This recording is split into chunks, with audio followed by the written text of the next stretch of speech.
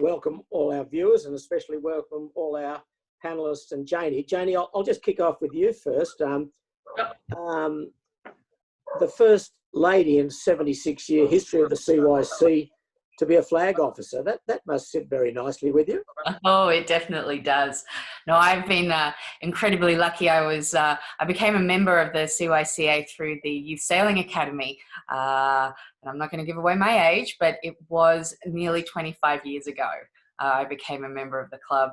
So I've been a youth member. I then was an associate member, and I got involved with committee work as being on the associates committee, and I love that, and was really lucky to be able to then step up and join the board 6 years ago. And it's definitely been one of the best achievements of my life, and to be, yes, the first female flag officer is definitely a great thing.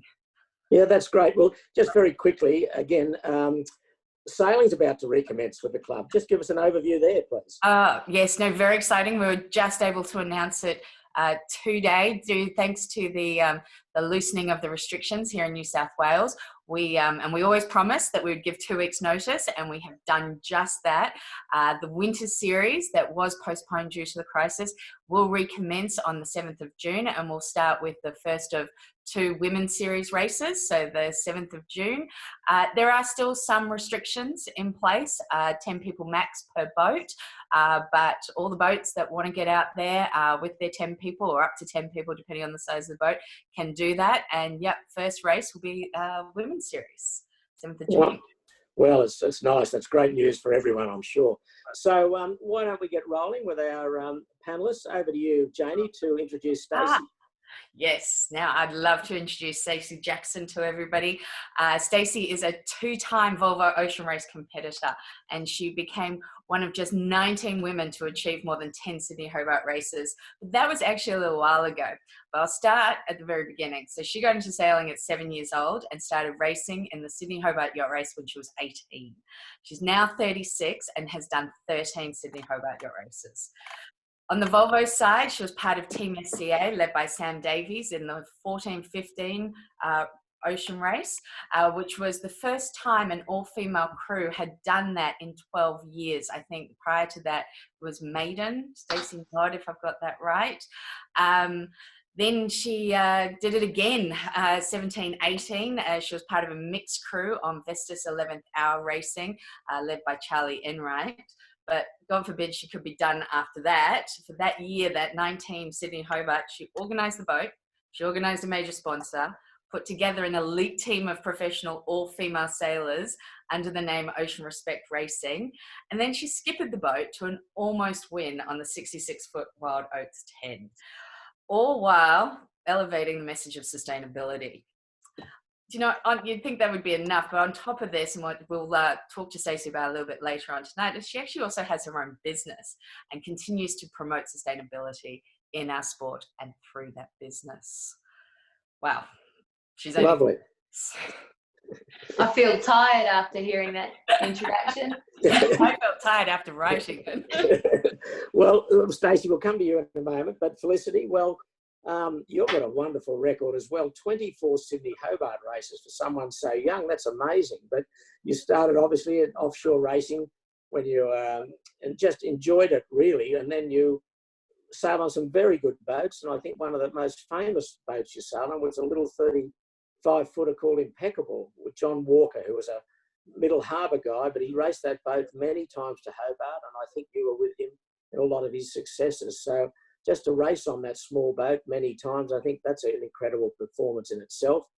And you've raced times to Lord Howe Island, the Gold Coast, Mooloolaba, and as I said, 24 times in the Hobart race. So you've also got a wonderful record in ocean racing, and I think you're someone that just enjoys it. You enjoy the adventure and enjoy the friendship of it all. So we'll learn a bit more about you in the moment. Felicity, thank you. Thanks, Peter.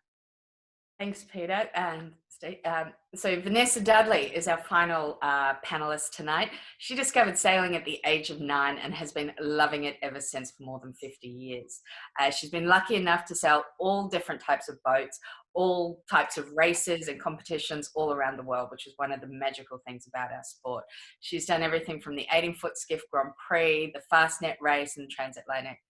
But She's also done 23 Sydney Hobart races, 4 of them on the Super Maxi Ragamuffin, and most recently she was with Stacey on Wild Oats 10 as part of the Ocean Respect Racing team, where they placed 2nd overall. She also races laser radials in the very active Masters scene and won the Grandmasters Open and Women's World titles, not just in 2013 in Oman, but also again in 2016 in Mexico. She works for the New South Wales Maritime Section of Transport of New South Wales in the Boating Education Branch, and her background is in boating, journalism and administration. Which sounds like an amazing thing to do. Hello. Okay, well, welcome all again. I'll start with you, Stacey. 2 round the world races. How did you get involved in that, and what was the attraction? Yeah, it's a good question. What is the attraction? You know, as a kid, I followed along as the Whitbread, and then became the Volvo Ocean Race, which is now the Ocean Race. And I just followed it, and it just had this appeal that I had to do it. I had to have a go at it. I had to see what it was all about. Seemed like a far out there, impossible dream. I was obviously very fortunate enough that right when I was sort of developing the skills and at the right age to have a go at it, there was suddenly out of the blue, 12 years later, the first, after 12 years, a female team came together. And, you know, every opportunity I was hoping for just sort of fell there. And like, it wasn't an easy mission to get on the crew. I actually didn't succeed through my first trial. I got the "thanks for coming, we'll call you" kind of message. Don't call us, stop calling us. Interrupting, this was Team SCA with Sam Team Davis. SCA, Right? yeah. So we were the first women's team in 12 years to compete in the race. So I battled through all the challenges of actually getting a job on the boat, and eventually got through and got the spot of being the bowman. I was one of 2 bowmans on board with Sophie Cizik out of Melbourne. So, you know, she's also an extremely, you know, talented Volvo Ocean Race sailor as well. And she was also with us on Ocean Respect Racing in the 2018 Sydney to Hobart race. And then 3 years later, you're on Vestas 11th Hour. Now, that was a few highlights, but a few lowlights for that trip around the world. Absolutely. So what was really cool with Team SCA, we were given the opportunity to do something that perhaps we weren't able to do for the previous 12 years. And I do believe it is a success of Team SCA that they actually changed the rules going into the next race, that it gave the option to take 2 extra crew members, providing they were females.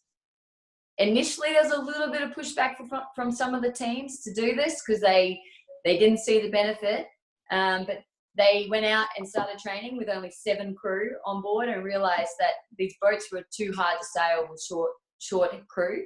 And then one team got some female crew, and then the rest of the teams followed suit. And in the end, there were 24 women in the race, spread out the 6 teams. So that was 8 more female sailors than the previous edition with Team SCA. You know, it was amazing change to go from sailing with all women, who we had some experienced women on board. We had Liz Wardley, Abby Ella and Caroline Brower, who had all done the Volvo Ocean Race once before. But that experience is lost with a 12-year gap from doing the race. So we learned a lot from each other, but we couldn't get that final learning curve just because we lacked the actual hands-on experience. So getting to have the opportunity to sail a few years later, my watchmate was Tony Mutter from New Zealand, and he was doing his 6th Volvo Ocean Race. So there's a man with a wealth of experience, and I got to learn from him, you know, every day of the year. Yeah, well, Bao Becking, who skippered Brunel in that last race, that was his 8th round the world race, and he said the leg from Auckland to Brazil was the hardest he'd ever done in the Southern Ocean. And I know there was a bit of a disaster after your round at Cape Horn. Just give us a thumbnail sketch what it's like driving hard at night, Southern Ocean. You know, you're further away from help than satellites are closer, I think, than you are down deep Southern Ocean. Just what's it really like? Just thinking about it, I'll just rub it a bit more. You know, from the very start of that leg, you know, our forecast leaving, you know, the Bay of the Hauraki Gulf there in New Zealand, and then turning right at East Cape, and we turned to a heading of 180, and we did that for 3 days. So we're going to the worst possible direction in the Southern Ocean for 3 days. So we really hooked down into that Southern Ocean as soon as we could. And then from there, we had 12 days to the Cape Horn, you know, which is the iconic moment in anyone offshore sailing career to round Cape Horn. Is just, it can bring you back from the darkest of places and give you that little, you know, bit of encouragement you need. But it was a long 12 days. We had all different ways on board of how to manage that. One of the crew explained to me, at 5 days to go, there was only 3 watches before it was 4 days to go, and so on. And I thought, that's a lot of maths, but whatever gets you through that, you know, it's cold, it's a tough, tiring place to sail. But having said that, it's one of the most amazing places in the world to sail. You're in these massive rolling waves that are going in the direction that you're going. You're sailing downwind. You're going with the wind, and you get to do that for days, and it truly is amazing. But it is a relentless place. It doesn't matter. The Southern Ocean does not care if you're cold or you're tired, or, you know, all the good freeze-dried meal flavors are gone. It just keeps going. You know, there was a lot of sadness related to the Southern Ocean for us this year. Sure. You know, a dear friend in our sailing community, Fish, was lost, and that will always be part of that for everyone who was in the race and everyone who knows Fish. But it's a lovely, you know, way of always remembering him. I'll always see an open ocean and think of Fish, and be privileged to have known him. We toughed through around Cape Horn. We got this little, you know, this little excitement, this joy. We've seen land for the first time in 12 days. We got to have a swig of rum around the Horn, which is, you'd think it would taste really good, but it's not. It's just too strong. We rounded Cape Horn, and we're in sort of neck and neck in second position. And, you know, this was our big comeback in the race. It was a double point leg. It was a lot riding on it. Our navigator had told us we had less than sort of 24 hours and we were going to be in 20 knots of breeze, opposed to what we're talking like 35 to 55 knots of breeze. So there was a little light at the end of the tunnel, and unfortunately that was overruled by our mast breaking, and we lost the whole rig over the side. But, you know, nothing like another setback to dampen our spirits on Vestas 11th hour racing, and we got our way to the Falkland Islands, and then had a whole nother adventure there where we built a jury rig and managed to get the boat ready to continue to sail on. We were no longer in the race, but continue to sail the boat on to Brazil so we can continue the rest of the Volvo Ocean race. Yeah. Last question before we hear from the others, Stacey. I just want to talk about ice and the ice limits that they set for the Southern Ocean legs. When do they announce those? And are they changing them continually throughout the legs? And how much time advance do you get to know where you can and can't go? Yeah, so going into the weather briefing into the leg, they will announce at that point in time the boundary, the exclusion zone for the ice. But that is updated constantly, and the race headquarters are observing satellite images of the icebergs, and they're adjusting that live throughout the race. That became a hindrance in the first Southern Ocean leg, so leaving Cape Town to Melbourne. That was being adjusted as we're jibing. So we end up doing really short jibes along the moving ice gate, which is always, not only is a navigational moment in the race, making sure you don't cross this imaginary line in the ocean, but then a tactical one as well, because this is actually moving at the same time. Yeah, great. Over to you, Janie. Cool. Thanks, Peter. So my first question is going to be for Felicity. So I've just done some quick maths, and between the three panelists, there's 60 Sydney Hobarts. This year is the 75th anniversary of women competing in the Hobart. So back 75 years ago, we actually had 2 women. There was the second Hobart. There were 2 women in that race. Jane Tate, she finished. Dagmar O'Brien, unfortunately, wasn't able to finish. And sometimes you don't finish. So Felicity, I know you were in the 98 Hobart. Is that correct? Tell us about that feeling of not being able to get to the finish line and being able to get to Hobart. I know you also you've had a few, right? A few non-finishers. Yes, broken a That boot disappointment. another year, and didn't get to the start line a couple of years ago. Okay. So yeah, I think the worst. So in terms of what it's like not to get there, I think actually not starting would probably rate up there as something that's a fair disappointment. But to your question, it's 98. I mean, many people have, I'm sure, have shared stories of the experience of that race, and when it comes down to it, the most important thing is that the boat and the crew are safe. Just listening to Stacey's experience in the Southern Ocean must have been extraordinary, and to lose someone that's just tragic in terms of being out and doing something you enjoy. So for us, the memory certainly stands long, as it does, I think, for anyone who was in the 98 race, that conditions that we'd never experienced before. I was on a 34-foot yacht, so relatively small. But I guess I always say to people that the good thing about a small boat is that it doesn't slam into the wave in front. Goes up one side and down the other. So I guess that's where maybe it's a little bit more comfortable, but we're certainly wet. But more, I guess things like the things that stand out was obviously the wind.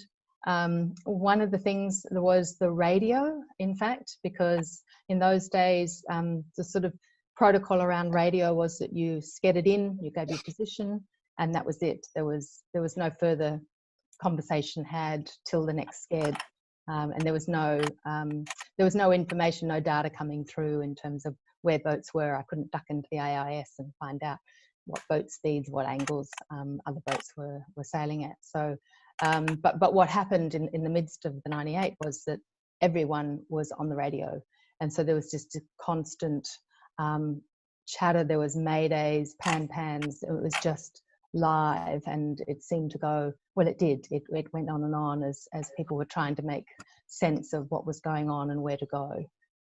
So that was one of the things that stood out. And I think then one of the probably memorable moments was the decision to actually turn around, which took quite a long time. As most sailors know, going into the weather is actually sometimes better than trying to run with it. And in the sea state that we were in, it was actually better to go into it than to turn around. So it's a significant decision to actually turn around, and then to actually turn the boat around was certainly a challenge. In terms of disappointment, I think, it was, Eden looked pretty good when we got there. And we got there in one piece, and so that was really the most important thing. Absolutely. So over your 24 Hobarts, you've managed to, you started at the foredeck, and I believe you're now skippering. Is that right? Yeah, a couple of years ago, my partner and I decided that maybe it was time that we step up and run a boat. So so it was a good opportunity with a good friend to enable us to do that, and to bring together a crew. I've had the great joy of sailing with a sort of core group of people who've become very long-standing friends. We really enjoy sailing together. We just know how to sail together. And it was really nice to actually bring a group of people together. And I guess a couple of things, if I might say about that. the great thing about it was that when I first started sailing, there was 2 women. One was the owner of the boat and myself. And this time round, we had Lauren Connors, who was our navigator, and she was doing her second Hobart. And we had Emma Byrne, who's out of the CYC Sailing Academy, and it was her first Hobart. So it was really nice to enable some women to be able to hopefully start that experience of sailing to Hobart. And if I can just add, the other wonderful thing about the last Hobart was that we also had the son of my friend who I did my first Hobart with on board, and he was completing his first Hobart as a complete novice, which we all did in our first Hobart. We were complete novices when we sailed south a long time ago. So it was just a really nice sort of circling round in terms of the experience I had, and then the opportunity particularly for Emma and Lauren and Sean to sail.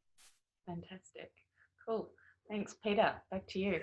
Yeah, well, thanks, Janie. Vanessa, where do we start with you? A fantastic career you've had in sailing. Where did it begin for you, Vanessa?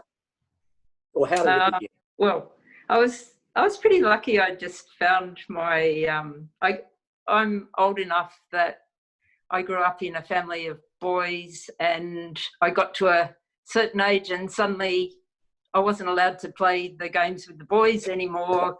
Girls, it was pretty locked off to girls in those days. I was lucky enough, my parents still thought it'd be good for me to have some sort of sport, and they took me down to the sailing club where they knew someone who had a kid sailing there. And before I even got in, one of the Manly Juniors, that was it. I was completely captivated, and I think that that's just dominated my life ever since. I was lucky enough to find my thing when I was 9 years old. So I think everything about the sport is just completely captivating, and it still is.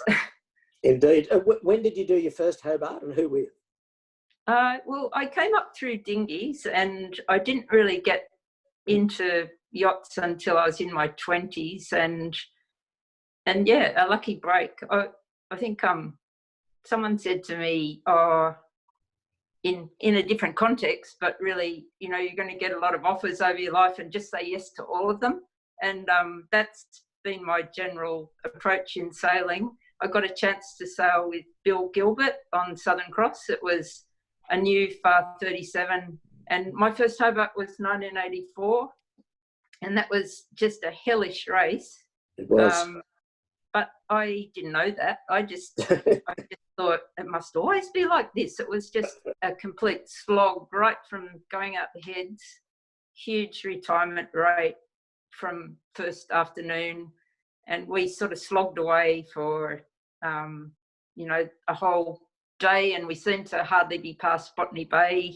And everyone on the boat, I was just thinking when Felicity was talking, and also what Stacey said about learning from other crew members. I mean, it's a lifelong learning, sailing, but I think I was so lucky I was with those crew who stayed so calm and taught me by example of how to be a proper offshore sailor.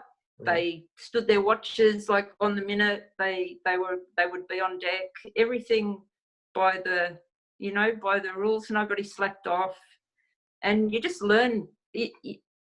There's so much we can teach newcomers in sailing. It's really important.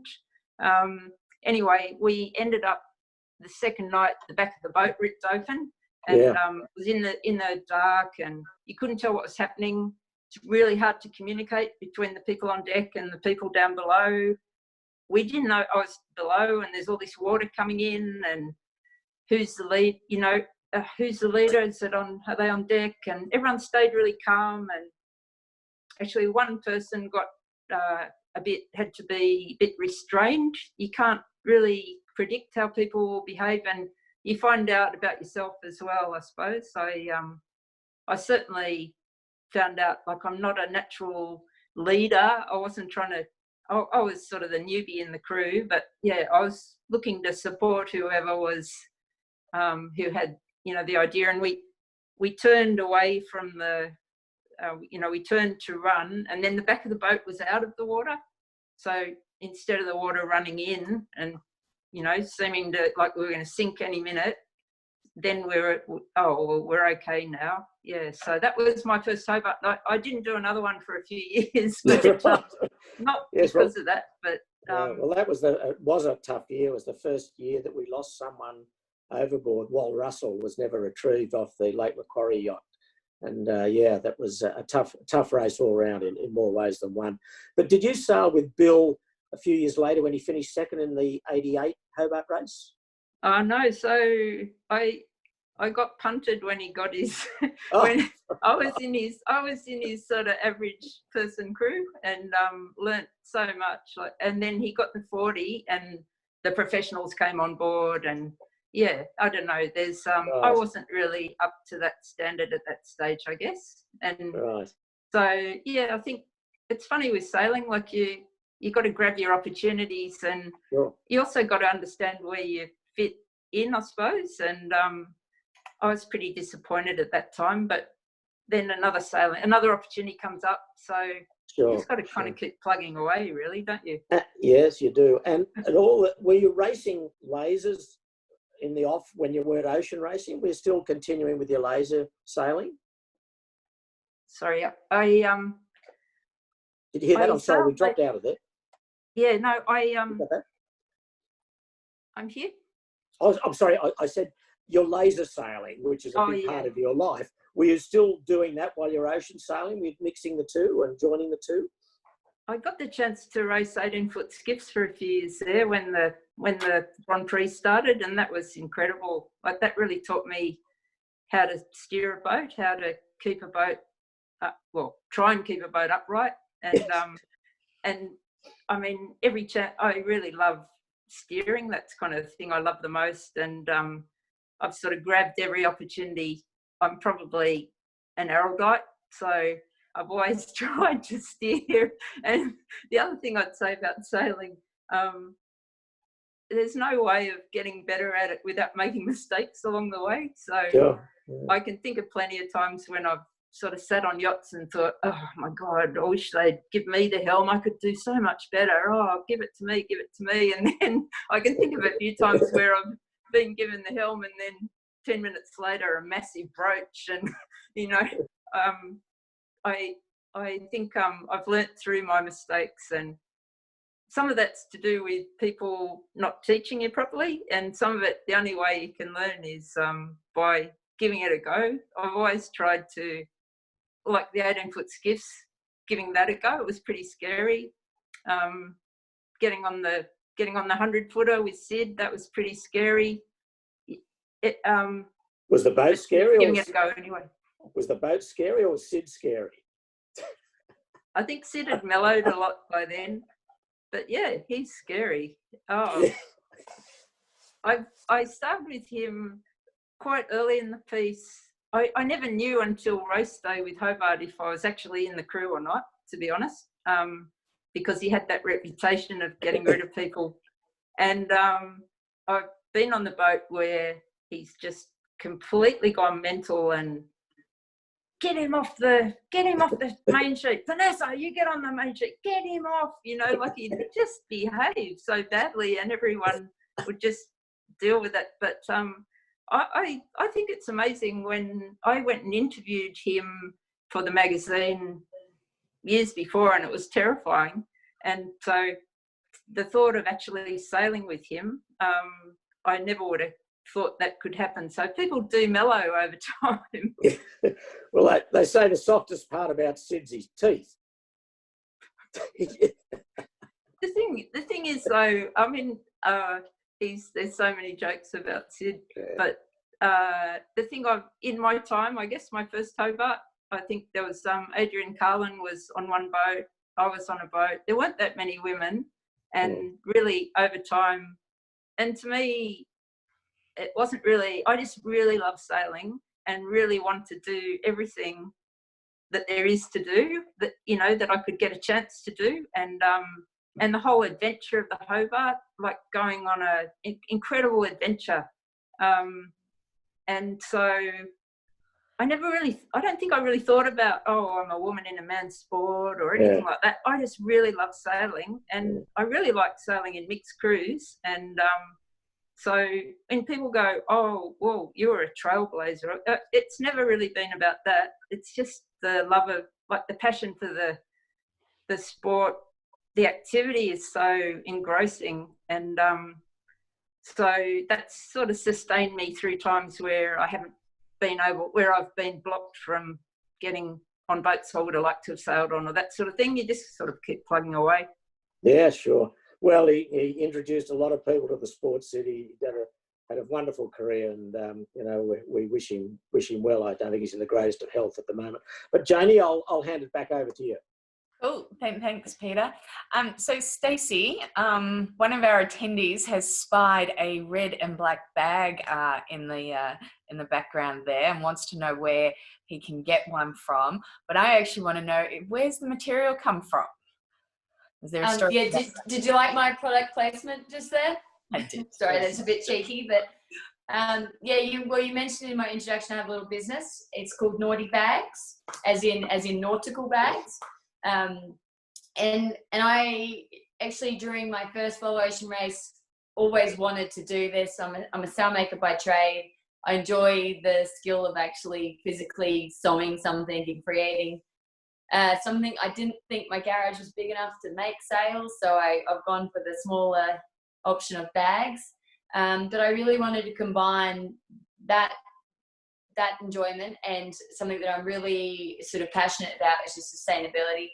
So I've taken used sails, you know, whether they're being split in half and they're going out, or in fact, this bag in the background was a sail that was damaged in shipping, and it's actually brand new material that would otherwise have gone to landfill. So I've sort of repurposed it and tried to reduce the amount of sails that, after their first life, they get around to as a bag. And if anyone is interested, I have a website, naughtybags.com.au. No, and then so the last 9 weeks have been pretty tough. I guess you haven't been able to do much sailing. Is that what you've been keeping yourself occupied with? And or have you been able to go out on your moth a little bit? Yeah, so it would be handy actually if you all bought a bag, because my house is overflowing. I've made so many bags in the last 9 weeks. Yeah, so unfortunately I directly affected by no racing happening, and also by location. I do live in Queensland, so you know, as we are in lockdown and our borders are closed for now, touch wood that doesn't last too long, I haven't been able to do my regular job, which is I'm a boat captain, as well as sailing. So yeah, I've been at home. I've been trying to keep myself entertained. I haven't learned a language, and I do not know how to make sourdough bread, but I can make a handbag pretty quickly these days. Yeah, and you know, I have my single-handed dinghy foiling moths, so that really came into its own, because we were always allowed to do that in Queensland for our exercise, and of course, trying to burn some energy and stay fit in sort of isolation. I don't have a home gym set up, so it's been quite novel. You're amazing how many 2-litre milk containers full of water you need to bicep curl to actually make a workout. But I've been fairly inventive in this period of time. Stacey, Janie, could I just jump in there for a question for Stacey? Stacey, the next round the world race, called the Ocean Race, is October next year. It's due to start. Have you got any plans to try and do that race at this stage? Well, I think 3 is a nice number, isn't it? You know, yeah. You know, in my second race with Versus 11th Hour Racing, we had these moments of brilliance. We won legs. We were on the podium for most of the race. Any of the legs we were finishing, we managed to be on the podium, but it didn't all come together at the end. And that feeling of being in an amazing team that can win something, for me, is a huge draw, and I think that overpowers all those cold moments when it's snowing on you in the Southern Ocean. So yeah, I would really like to have just probably one more go. I think after that I'll probably be sensible enough and stick to the shorter Sydney to Hobarts. And how many boats are they likely to have? Do you any idea at this stage, about 18 months out? Yeah, it's interesting because they're going to divide the race into two fleets this time. Yeah. They're going to send the Volvo 65s, which the last two editions used. They're going to go around for a third time, which is a amazing feat for any sort of boat, and it really helps with the sustainability side of the race because we're not producing new boats just to do a race. But they're also going to have the Mocha 60s, which are about to contest providing their race doesn't get postponed. They're going to start in November with the Vendée, so that's a round alone. And then a few teams will probably convert their boats to be crewed. They're going to have 5 crew on board. So a little bit will determine the race starting, and how many boats we get will be determined by, how soon the race can actually go ahead, and other races that will directly affect it as well. So, it's a very different like the normal course, now, we'll just have to wait and see. I'm sorry, it's a very different course next time, isn't it? Yeah, they're really embracing the Southern Ocean a lot more, as they used to traditionally do in the Whitbread. They're still going to get up to the sort of through Asia. There's a particularly long leg in there, which I might, might not be feeling too well for. Maybe see if I can sub that one out.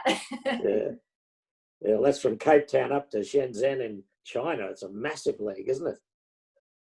Yeah, because in the last edition, originally we were going to go from Cape Town to Hong Kong direct, but they added a pit stop in Melbourne, and I think that was really well placed pit stop. Because I got to come home, but that would have been a grueling leg because you would take on Southern Ocean and equator crossing, doldrums, and then into the heat of Asia.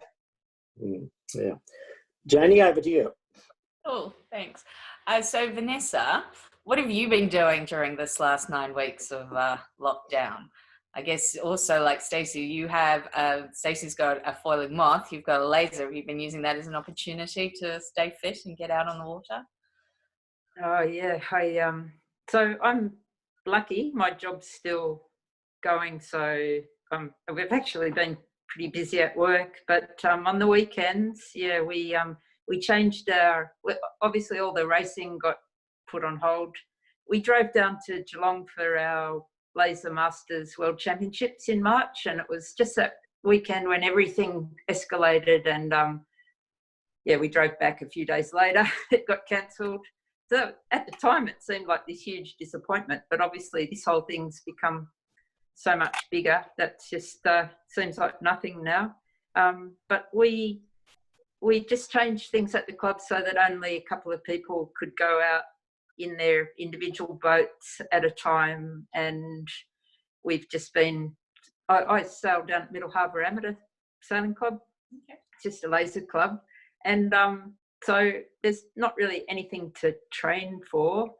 So yeah, one of my clubmates, Diane Sissing, and I have just been going out and going on adventure sails and sailing around different parts of the harbour and just discovering all these parts of the harbour, and just it's been absolutely beautiful because there hasn't been many boats out. There hasn't been all the normal wash and chop, and there's been a big pod of dolphins mucking around with us, and it's been just a time where normally we sail lasers and we're slogging around trying to get strong. We've just given ourselves a bit of a break, and it's been fun. But I'm looking forward to racing starting again. In fact, the laser class have announced that our next Masters Worlds will be in Barcelona in September 2021. So who knows what will happen, but it's something to aim at.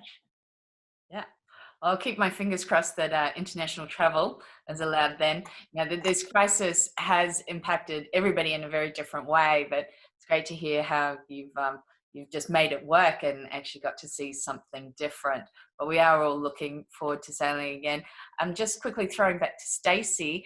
I guess you mentioned you're a boat captain, and it's Chinese Whisper, right? That you, I joined Chinese Whisper in November and saw the summer through, and actually just returned with the boat to Sydney in the end of March, right when this was really sort of escalating for us in Australia. So we were quite lucky we didn't get sort of locked down either in Adelaide or Melbourne on our way home. But yeah, so for now, the boat's getting some work done. Some contractors still will work on it if there's no one else working on board. So I think the industry is being very safe, which is nice to know, and slowly ticking along. So hopefully when we know we can go sailing and we can get out on the water, it's not a mad panic to have everything ready to go. Hey, Stacey, how can you, without giving too much away, how can Chinese Whisper beat all those TP52s? What do you mean? We do beat them, don't we? It's across the line that counts, yeah? Yeah, they're hard to beat, but I mean, you were the first non-TP52 in the Hobart race last year, which was a great effort. And I know David Griffith, the owner's really putting a lot into his campaign. So it must be nice to be able to work on a really good boat and have a good owner and a good crew. Yeah, she's a beautiful boat. I hadn't had anything to do with it until I joined the team in November. And, we did a lot of work to the boat. The owner, David Griffiths, has really sort of made some huge changes and really improved the performance of the yacht, which is always great to see when people are sort of trying to advance and get their yachts going quicker. We had finished with a 5th overall on handicap, which I think is, as you say, I think there might have been one non-TP52 ahead of us, who we won't name because she beat us once before in the Hobart race recently, when I had my all women's team and we got second. But yeah, I think there's a lot to come, and Chinese Whisper will be there. Very excited about going sailing shortly. Yeah. Let's go Felicity, back to you. What's coming up once this hopefully we can all go sailing again? What's your next adventure? So Blue Water Point Score. Looking at probably skippering the same boat as last year. I hope the owner's not watching. But yeah, that's the plan at this stage. I noticed there was a question about owning boats. We decided when we wanted to start skippering our own boat that we thought the best place to start would be to actually charter one and work out everything that's entailed. And so that's just been a huge learning curve, and we've really enjoyed it. And so at the moment we're looking at boats in terms of the opportunity to buy something that's not too big, but big enough that would be able to do a Blue Water Point Score. But for this year, given all the delays with everything, we'll probably charter, and hopefully we can convince some of the crew that we had last year to join us again. Great. And what size of boat would you be looking at? About a 35 to 40 footer, or? Yes, there's probably a theme there, isn't there? That anything under 40 feet enables me and others to manage it. I'm in awe of Vanessa and Stacey in terms of sailing big boats. I'd love just the experience of having a day on one, but but it's just mind-boggling. I'm really happy messing around in smaller boats. Just love it, as Vanessa said. I love being at sea is probably the way I describe it, and I love being at sea with a bunch of people that, you just know that, as Vanessa said, you go off watch and the people are there, whatever the weather, and there's just something great about that camaraderie. But so something in that sort of 35 to 40 foot range, and the handicapping's working well, then hopefully we might get a good result. Yeah. So Stacey and Vanessa, I'll ask you the same question to you, Vanessa, first. The 2018 Rolex Sydney Hobart race when you crewed with Stacey aboard Wild Oats 11. Wild Oats 10, I'm sorry, Wild Oats 10, second overall. That was a great performance, and as a lot of boats have, they looked the winner at Tasman, and you guys looked in reasonable shape there. But Alive just got through you, and she was the winner, and you were second. So that must have been, I would think, quite a highlight for you in your sailing career. That was fantastic. That whole experience was fantastic. Sailing with Stacey, really great, and the caliber of people on that boat. Yeah, I mean, I learnt so much. I love that boat. It's just it's probably, it'd be one of my picks of best boat ever. It's a good size, isn't it? Just a right size, yeah. Yeah, and then that race, it was a funny race because we, I don't think we really realised, or I didn't anyway, realise how well we were going until almost like after we finished. And we were sort of chasing Alive all the way, but we had this big pack of smaller boats, right on our heels all the time until the last, the last 12 hours we extended from them. So it was really after we finished that it gradually was revealed that actually we were going to come somewhere right up the top. We knew we hadn't won, but yeah, that was a really, really great experience. That's my best result. Some people do the Hobart race once and win it.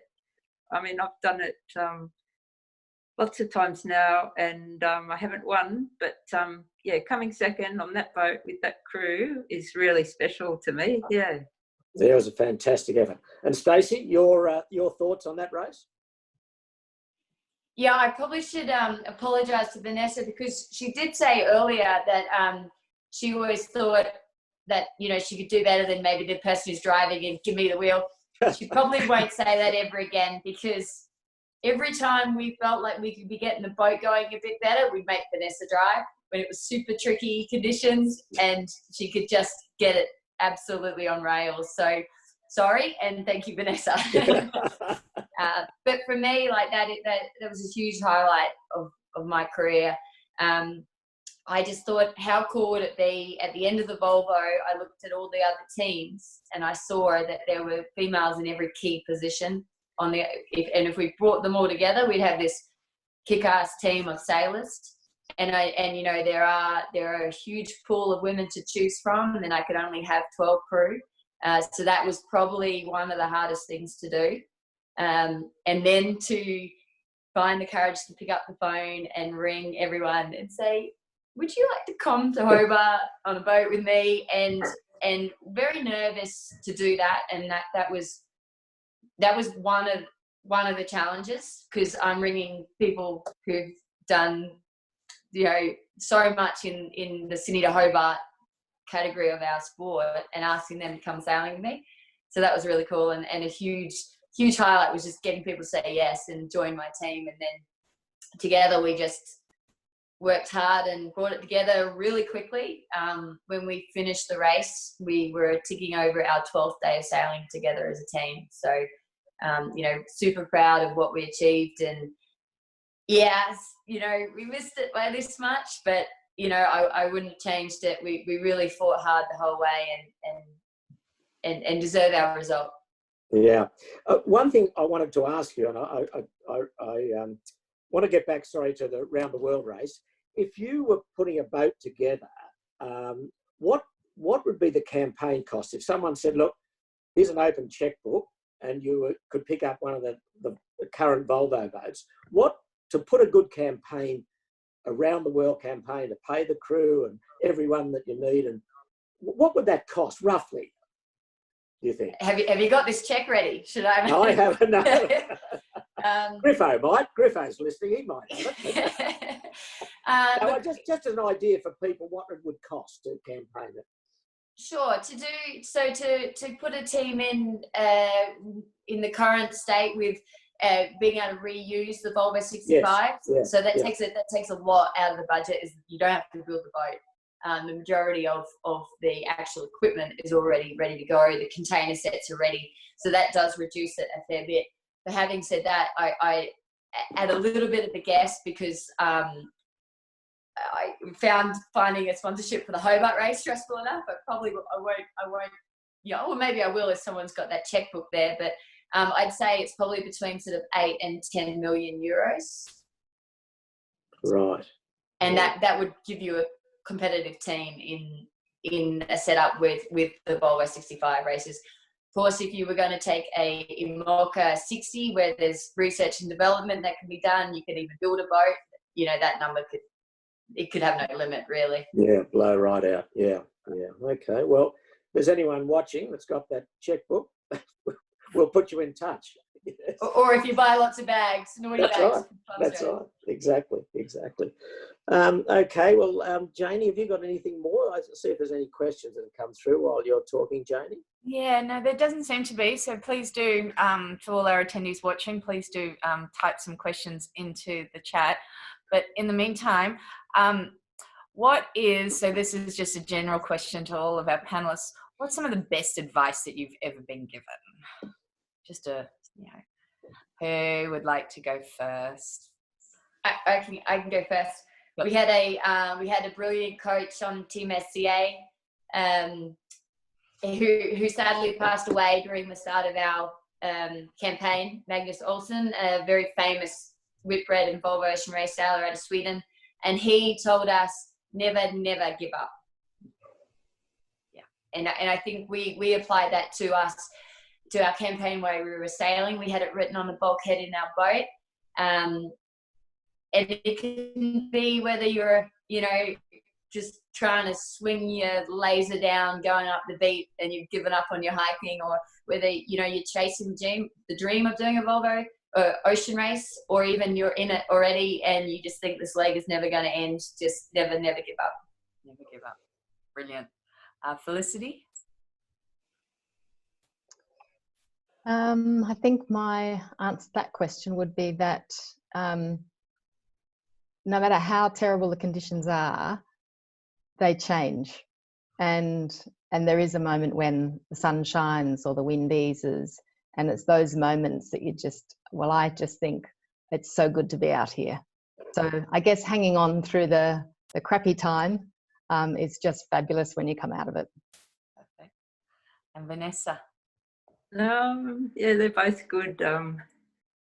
Well, they're both, yeah. I mean, the enjoy it is my thing. But I suppose I would say, especially sailing on crewed boats, and you mightn't get given the position that you think you deserve or you want or whatever, but whatever your position is in the crew, do that absolutely as best you can, like focus on that. Because you just never know. I mean, I've had an experience. I've often been like the release, like the leeward runner trimmer, and everyone makes jokes about the leeward runner trimmer, but then there came a time where it all ended up on me in this terrible situation on the 100, and because I knew how to do that job, and that was my job, and I did it to my best. And the new runner actually fell to the deck, and because I hadn't let my one off, the rig stayed in the boat. And so I suppose you just never know when you're going to be the most important linchpin in the whole team. So whatever job you get, do that job well, and don't worry too much about that you're not, some more important job. It'll come. Well, Janie, we've got a couple of minutes to go. There's a couple of questions that have come in. So again, to all three of you, if we could be a little bit brief, any advice, the question is, any advice for women wanting to get into the sport as an adult, i.e. what if you haven't grown up sailing? How would you go about getting into sailing? So Vanessa, while you're there, any thoughts quickly? Yeah, I was lucky enough to start as a kid, but I do get asked that quite often. I think doing a sailing course, if and that's a good way to start, just to get a basic, like paying to do a course, at a reputable school, and then getting on twilight racing, I suppose, trying to find people that you can get on with. It's really about having fun, and that needs to be the people that you fit with. So you might have to try a few different boats. Be brave, I guess. Okay, Felicity? Yeah, so I didn't grow up sailing. I started my sailing when I was at university and stepped straight into yachts. So my advice would be just my experience was to literally get out and sail. And I did one course at East Sail, and the rest I literally learnt on the boats. So you gradually find the people that you really enjoy sailing with by getting out and sailing. Yeah. Stacey? I'm gonna plug She Sails. It's a really cool initiative to try and actually boost more women in sailing. And I have a childhood friend who we sailed dinghies together, but she left the sailing scene and came back in as an adult. And before She Sails existed, she found it really difficult. It's an intimidating scene, and when you're sort of joining in at a level where you don't know what you're doing, it can be quite hard. And she came in through the She Sails program, and she is just skyrocketing with her sailing and participating in everything. So, your local club will probably have something along those lines that you can get involved with. And to get into the ocean sailing, I mean, you're talking just inshore sailing, or you're talking offshore as well? Well, she was just about to do the Brisbane to Gladstone race, but that got cancelled. So look, it's a great starting point. A lot of the clubs have some sort of day sailing, and and I think that progression can happen in sailing at any age. Once you get the bug, you can start in dinghies at any age, or even on yachts at any age, and you can go in so many different directions with sailing, which is what's really amazing about our sport. Is very versatile. Yeah, I think you've got to do the hard yards as well. Do the day races and the winter races, and progress from there, I guess. A very final question or comment. You probably see in the background. I'll get my head out of the way. There's a photo of Love and War, and someone's asked who took that. It was Gary Ticehurst, the helicopter pilot involved, who tragically killed a few years back. Look, the answer to that is I don't know. It was taken in the middle of Bass Strait in the 2004 Sydney Hobart race, obviously by a chopper. So I don't think Gary was the pilot in that instance. But I have got something for you, Felicity. Are you still there? Yes, I'm still here, Peter. Okay, right. So I've just got a text from the owner of Chinese Whisper. Oh. And Stacey, sadly, it's not for you, for the ocean race, but David Griffith has said you'd be more than welcome to come for a sail at any time on Chinese Whisper. So there you go. How about that? Thank you very much, David. Okay.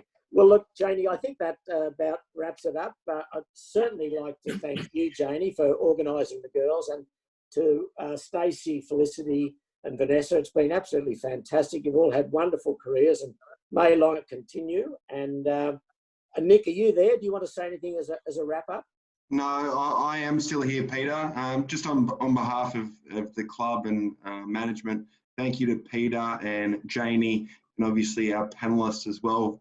We've been monitoring all the comments, and just really overwhelming how well received the evening has been. So from all the attendees, I think it's fair to say thank you very much for a very enlightening, entertaining and informative evening. Yeah, well, thanks, Nick, and thanks to the CYC. And as you said, I think we'll be back next week, I think, with some navigators. And but as I said, to the four girls, it's been fantastic. And on behalf of you guys and to everyone watching, stay safe, and hopefully we'll see you around the club or on the water in the near future. Good evening to you all. Good night, everyone. Thanks, Peter. Thanks, Janie. Thank you.